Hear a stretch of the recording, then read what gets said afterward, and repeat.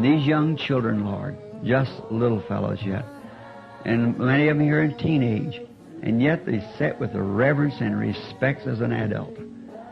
God, I think they're the best in the land. I pray that you'll bless them, Lord. May they never want for anything. And may in the great kingdom beyond, when the family is all gathered together, I'm sure they'll be there, Father. I pray that you'll have each one of them there. May they never turn from that great narrow path that they've been taught to walk in. Grant it, Lord.